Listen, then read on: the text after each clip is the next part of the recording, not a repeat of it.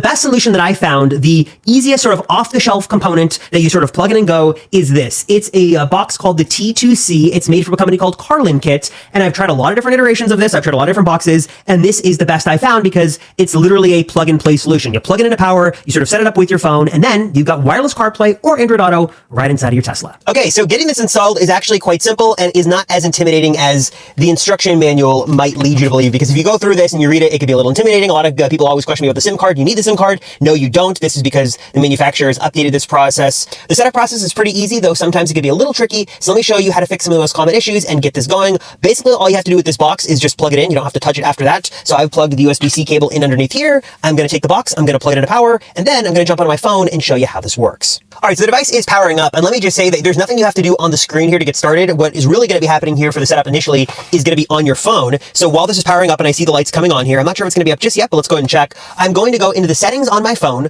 I'm going to go to Wi-Fi, and I'm going to try to join the network of this box. And you should see it pop up as something like AutoKit, which is exactly what this one here is. And I think the password is, I think it's 88. So I think it's 88888888. Let's see if I can know this. I've done a couple of these, so looks like I was right. So I'm going to connect to that. And then what I'm going to do is go to sort of the back end of this box to make sure it's up to date. So I'm going to jump in here to the settings. I'm going to see the router address is 192.168.3.1. So I'm going to now go into Safari.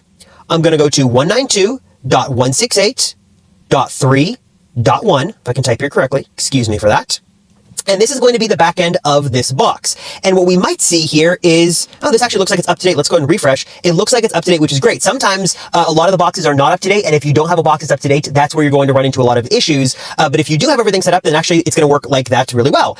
So because there's no update, everything is running perfectly. And the only thing I want to check is for the Bluetooth modem on. Basically what this means is that it's going to use the Bluetooth connection from your phone, the internet connection from your phone, to give the internet that this box needs to connect to your car. All right, so now all we're going to do is we're going to jump into the Wi-Fi settings of our car. So I'm just going to jump up here to where it says LTE. I'm going to go see AutoKit right there, and I'm going to type in our password, 88888888. I believe that's the same password for all those boxes here.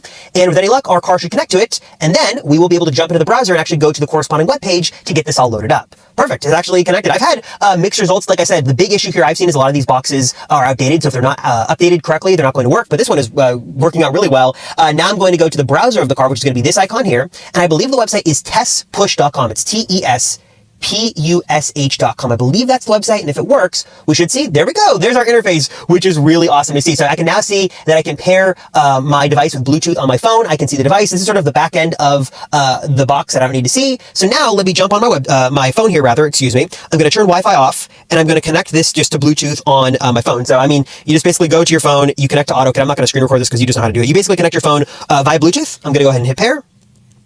Hit sync, and then with any luck in a moment here, we're now connected on our phone, and we're going to see connecting there on the car, and I'm going to be dropped right into CarPlay in like 5 seconds. So 5, 4, hit that, turn on, and we should be loaded into CarPlay right now.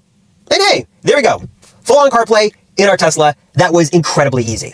So now I'm dropped into the full-on CarPlay experience. This is actually the new experience with iOS 17. I haven't seen this yet. And now we can see everything here is basically good to go. What you'll notice here is that it's actually fairly responsive. I can see all the different apps, and I can launch all these apps just like I would and be able to have the full CarPlay experience. And the cool thing as well is that it's just running in the browser. So if I go into Drive, it's still going to pop up here. I can even open a map if I wanted to. Let's say I wanted to open up Google Maps, for example, and have that running. I can do that. I could have Waze if I wanted to. This is going to give you the full CarPlay experience running here in your browser. Though I will say there's one thing you want to make sure you do.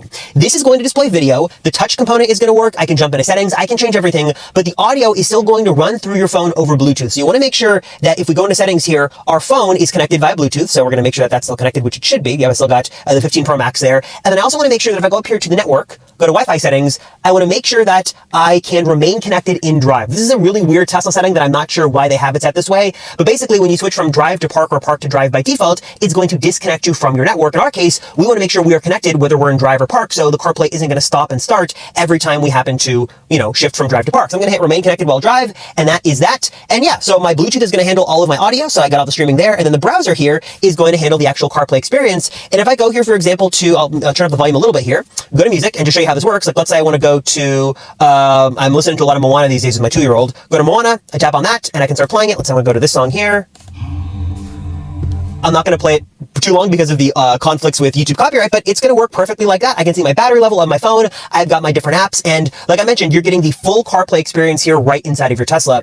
There is no way to make this larger because Tesla is going to limit the browser just to this. And I've seen some questions on the speed and how it works. I think it's fairly responsive. Again, this is going through the browser. It's streaming wirelessly, and this is only going to go as fast as the Tesla browser is. So it's a little bit better in the Ryzen-based vehicles than it is in the Intel Atom-based vehicles. So the newer Teslas are going to do better.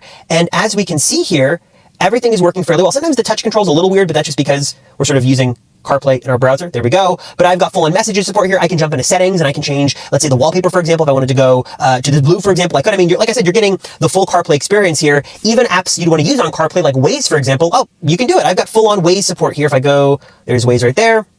And bam, there's Waze. I'm ready to go and I'm ready to navigate wherever I want to go. If I wanted to navigate to Starbucks, I could go like this. Navigate to Starbucks. I guess I should have said Starbucks, but this should work too. Let's try it again. Starbucks. There we go.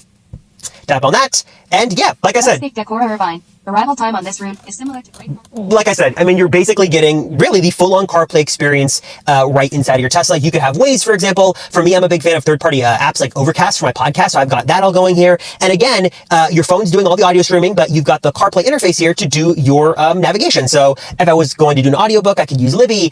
Some people like the PlugShare app a lot if you want to look for third-party charging stations. If there's an app that works on CarPlay, it's going to work on here perfectly well. And the touch responsiveness is pretty good. Some apps are better than others. Some have sort of funkier controls than others, but this is basically the full unencumbered CarPlay experience right on your Tesla, and it's all running through that box.